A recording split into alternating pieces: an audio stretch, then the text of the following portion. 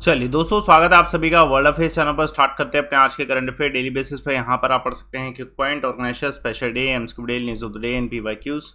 आप मेरा Telegram channel join करें, अमन सर वाईफाई स्टडीज, और आपको 6 AM पर वीडियो अवेलेबल हो सके। आज एक स्पेशल मैराथन है आप सभी के लिए 3 PM पर, जो कि आपको इसी टेलीग्राम चैनल पर मिलेगा। 500 प्लस क्वेश्चन हम उसमें करने वाले हैं, तो यूटिलाइज करिएगा इसे। आज के दिन की शुरुआत प्रधानमंत्री मोदी जी 3 दिन की विजिट में है। तो अब प्रधानमंत्री मोदी जी कौन से कंट्री के प्रेसिडेंट से मिले हैं? तो आंसर है फाइनली फ्रांस के प्रेसिडेंट के साथ। तो फ्रांस के प्रेसिडेंट जो री इलेक्टेड वन है, अभी इनका री इलेक्शन हुआ है, तो इनका नाम आप सभी जानते होंगे, एमैनुअल मैक्रोन है। और ये बायलैटरल इशू जो हैं इन पे डिस्कशन किया गया है। Example defence, space, civil, nuclear corporation, people to people linkage और बाकी रीजनल ग्लोबल इशूज जितने भी, जैसे इवन यूक्रेन के ऊपर भी जो है बात की गई है ना। तो इम्पोर्टेंट है, दोनों के दोनों लीडर जो हैं, इनका जो मीट हुआ था ये कहाँ पे हुआ था? ऑफिशियल रेजिडेंस है प्रेसिडेंट ऑफ फ्रांस का पेरिस में, जो कि एलाइस पैलेस के नाम से जाना जाता है। वहाँ पे जो है डिस्कशन हुआ। इंडो पैसिफिक रीजन पे भी डिस्कशन हुआ। देखिए, ये जो अभी इनका री इलेक्शन हुआ है, इसकी वजह से दोनों कंट्रीज़ को बहुत ज़्यादा फ़ायदा होगा, है ना। और फॉरेन सेक्रेटरी के द्वारा इस चीज़ पे भी इन्फोसिस किया गया कि इंडिया और फ्रांस जो है की पार्टनर है इंडो पैसिफिक रीजन में। चलिए देखिए, आरबीआई ने हाइक किया है रेपो रेट को कितना बेस पॉइंट में, और ये 4.40% हो गया। तो ये 40 बेस पॉइंट जो है इंक्रीज़ किया गया है। देखिए, पहली बात तो रेपो रेट का कंसेप्ट क्या होता है? देखिए, रेपो रेट का मतलब ये है कि ऐसा रेट जिस पर जो है बैंक, कमर्शियल बैंक जो है आरबीआई यानी कि सेंट्रल बैंक से बोरो करते हैं, तो इसको जो है इंक्रीज़ किया गया सो डैट कि इन्फ्लेशन को कंट्रोल किया जाए। बेसिकली रेपो रेट तभी इंक्रीज़ किया जाता है जब इन्फ्लेशन को कंट्रोल करना होता है। तो ये डिसीजन हाल फिलहाल में लिया गया है कि 40 बेस पॉइंट जो है इसे बढ़ाया जाए। मॉनेटरी पॉलिसी कमेटी की एक डिस्कशन हुआ था, जो मैंने कल भी एक क्वेश्चन कराया था, उसी से संबंधित है। इन्फ्लेशन को कंट्रोल करने के लिए ये जो है रेपो रेट को इंक्रीज़ किया गया है। तो इससे पहले भी ये जो है एक बार हाइक किया गया है 4 साल में, तो ये इंक्रीमेंट चेंज है। उसके अलावा 50 बेस पॉइंट जो है कैश रिजर्व रेशो में भी चेंज लाया गया है। चलिए देखिए, यूरोपियन यूनियन ने हाल फिलहाल में न्यू सैंक्शन लगाए हैं किस देश के अगेंस्ट? यूक्रेन के इशू की वजह से। तो ये आंसर है इस क्वेश्चन का रशिया। देखिए, परसों इसका डिस्कशन हुआ था कि ये सैंक्शन लगने चाहिए ऑयल से संबंधित, और आज ये सैंक्शन लग भी चुके हैं अब। तो यूरोपियन कमीशन का जो एग्जीक्यूटिव आर्म है यूरोपियन यूनियन का, जो यूरोपियन कमीशन है, इनके द्वारा जो है ये सैंक्शन लगाए गए हैं। और ये सैंक्शन जो है अभी जो है 6 मंथ फेज बेसिस पे लगाए हैं कि जो रशिया का क्रूड है ऑयल, उसे इंपोर्ट नहीं किया जाएगा। देखिए, इसके ऊपर हंगरी ने भी अपोज किया था, लेकिन फिर भी ये लगाया गया सो डैट कि यूक्रेन के ऊपर जो इन्वेजन किया गया है, जो वॉर क्राइम के एविडेंस है, उसको मद्देनज़र रखते हुए एनर्जी सैंक्शन लगाए गए हैं। हालांकि इससे नुकसान यूरोपियन यूनियन का भी होने वाला है, क्योंकि इस समय ऑयल प्राइस जो है ट्रेडिंग में 3% हाइयर हो चुके हैं और बैरल रेट जो है इतना हो चुका है। तो इससे इम्पैक्ट तो यूरोप को भी पड़ने वाला है रशिया के साथ। देखिए, हाल फिलहाल में कौन सा सोशल मीडिया प्लेटफॉर्म है जिसने कहा है कि ये मे बी नॉमिनल चार्ज जो है ले सकते हैं कमर्शियल और गवर्नमेंट यूज़र से, और कैजुअल यूज़र से अभी कोई चार्ज नहीं होगा। तो ऐसा ट्विटर के द्वारा कहा गया है। तो ट्विटर के नए जो हैं अब हेड बने, आप सभी जानते हैं कि टेस्ला CEO एलन मस्क जो हैं अब ट्विटर को हैंडल कर रहे हैं। तो उनके द्वारा कुछ अनाउंसमेंट की गई हैं, उसमें इंडिकेशन ये है कि जो अब से जो कमर्शियल यूज़र हैं और या फिर गवर्नमेंट यूज़र हैं, उनको मे बी एक नॉमिनल चार्ज देना पड़ सकता है, और कैजुअल यूज़र के लिए वो कम्प्लीटली फ्री होगा। एक और इसमें फीचर ऐड किया जा रहा है कि अगर कोई ट्विटर पे कुछ रॉन्ग स्टेटमेंट लिखता है और उसको एडिट करना चाहता है, तो ये मिस्टेक को भी फिक्स करने का एक सॉल्यूशन लाया गया है। उसका एक डेमो जो है अभी दिया भी गया था हाल फिलहाल में। और उसके अलावा ये भी पॉसिबिलिटी है कि जो अभी CEO पराग अग्रवाल हैं और जो पॉलिसी हेड विजया आड़े हैं, इनको कंपनी से रिमूव भी किया जा सकता है। ये भी पॉसिबिलिटी इस समय है। चलिए देखिए, रिसेंटली कौन सी कंट्री ने लॉन्च किया सस्पेक्टेड बैलिस्टिक मिसाइल? तो ये back to back ballistic missiles जो है लॉन्च कर रहे हैं। तो नॉर्थ कोरिया ने दोबारा जो है एक सस्पेक्टेड बैलिस्टिक मिसाइल लॉन्च किया है ईस्टर्न वाटर्स की तरफ, और ये एक स्टेटमेंट साउथ कोरिया और जापान के द्वारा दी गई है। और ये एक तरीके से न्यूक्लियर वेपन का थ्रेट है बाकी अदर कंट्रीज़ को। और ऐसा इस समय जो सैंक्शन है वो साउथ कोरिया पे भी लगाए जा रहे हैं। यूनाइटेड स्टेट के द्वारा एक पूरी मीटिंग भी बिठाई गई थी यूनाइटेड नेशन में कि वीटो वोट किया जाए और साउथ कोरिया के ऊपर, नॉर्थ कोरिया के ऊपर सैंक्शन जो है लगाया जाए। तो ये स्टेटमेंट भी अभी हाल फिलहाल में आई है। चलिए देखिए, बहुत इंपॉर्टेंट क्वेश्चन, कौन सी स्टेट में 12th हॉकी इंडिया सब जूनियर मैन नेशनल चैंपियनशिप 2022 शुरू हो रही है? तो ये कहाँ पे? गोवा में। तो ये एक बड़ा इवेंट होगा हॉकी को लेके इंडिया में। इसमें टोटल 29 टीम्स जो हैं compete करने वाली हैं और ये 12th एडिशन हो रहा है जूनियर मैन नेशनल चैम्पियनशिप का, और कहाँ पे, गोवा में हो रहा है।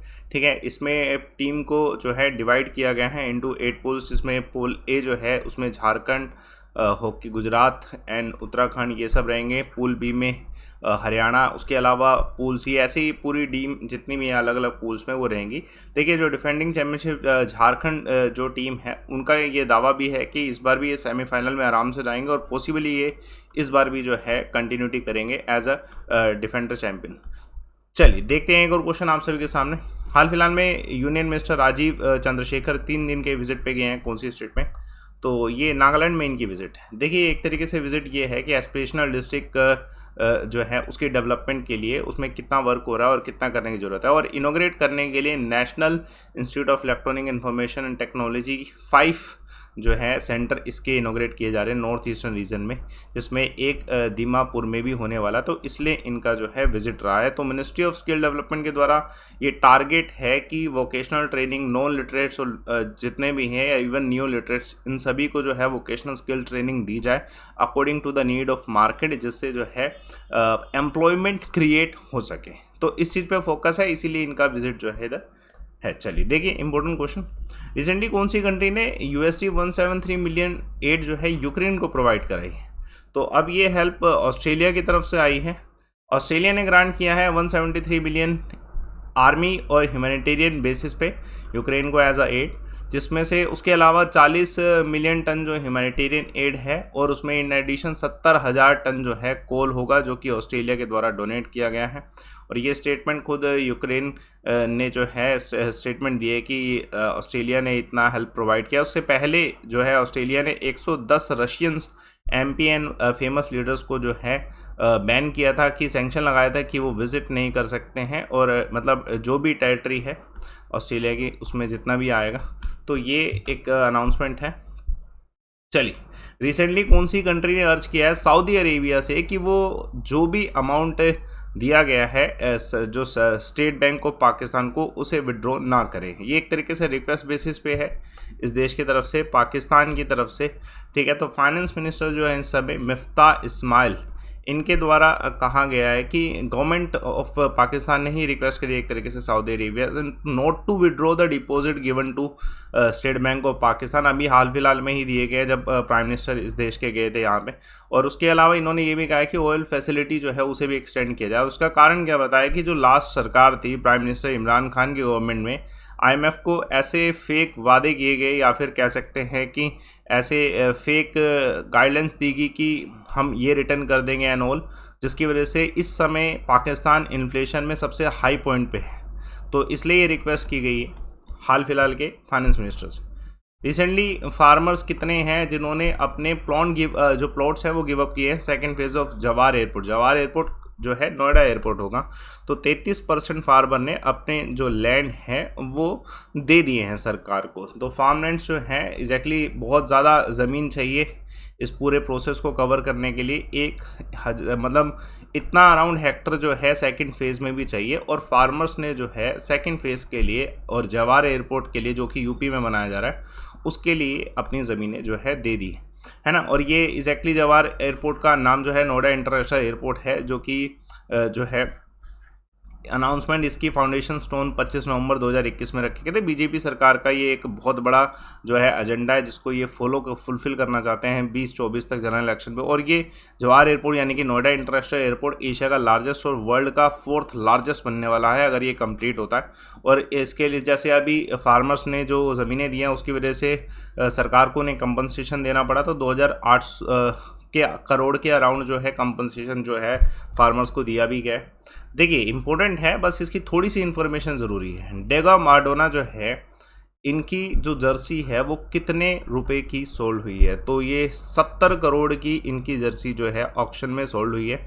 बस इतना ही इन्फॉर्मेशन चाहिए कि कौन से देश के खिलाड़ी थे। जर्सी इनकी जो है सोल्ड हुई है 70 करोड़ की, अप्रोक्स USD 9.3 मिलियन। और ये एक अर्जेंटीना के फुटबॉल लेजेंडरी प्लेयर थे जिन्होंने 1986 वर्ल्ड कप में इंग्लैंड के अगेंस्ट जो है एक बेहतरीन परफॉर्मेंस करी थी, मतलब लेजेंडरी प्लेयर कहे जा सकते हैं। बाकी इन्फॉर्मेशन आपको नहीं पढ़नी, लेकिन इनका नाम, देश और कितने में ये सेल हुआ है ये ऑक्शन में, वो आपको बताना चाहिए। क्विक पॉइंट देखिए, रिसेंटली इंडिया का rank press freedom index 150। India और कौन से देश के बीच में ग्रीन हाउस हाइड्रोजन पैक्ट हुआ है साइन, तो जर्मनी। हाल फिलहाल में आज़ादी से अंत्योदय तक ये लॉन्च किया है किसने, गिरिराज सिंह के द्वारा। कल एक सवाल पूछा गया था कौन से देश के नेशनल फ्लैग पे ड्रैगन लगा हुआ है, तो ये आंसर तेजस के द्वारा बिल्कुल सही लिखा गया है, आंसर भूटान है। और आज का सवाल देखिए, दुधवा टाइगर रिजर्व कौन सी स्टेट में है, आंसर कमेंट बॉक्स में दिएगा। टेलीग्राम चैनल ज्वाइन करिए दोस्तों। आज 3 PM पे एक पूरा मैराथन होने वाला है, उसे मिस मत करिएगा। लाइव सेशन लीजिएगा इसी टेलीग्राम पे, आपको 3 PM पे आज पूरा लाइव सेशन मिलेगा free of cost, 500 question. Report and win का ऑप्शन यूटिलाइज करिए और कोर्सेज आप यूज़ कर सकते हैं। लाइव अमन कोड यूज़ करके आपको बेनिफिट होगा, जिससे आपकी जो फीस है वो कम हो जाएगी, है ना। आपको क्या करना है, सिंपल सा live Aman code proceed to pay से पहले लगाना है, जिससे आपके डिस्काउंट जो है इंक्रीज़ होंगे, ठीक है। तो utilise it, live Aman code से आपके डिस्काउंट जो है इतने हो जाएंगे। तो यूटिलाइज करिए, सेशन को लाइक करिए, शेयर करिए, चैनल को सब्सक्राइब करिए। Thanks a lot for watching.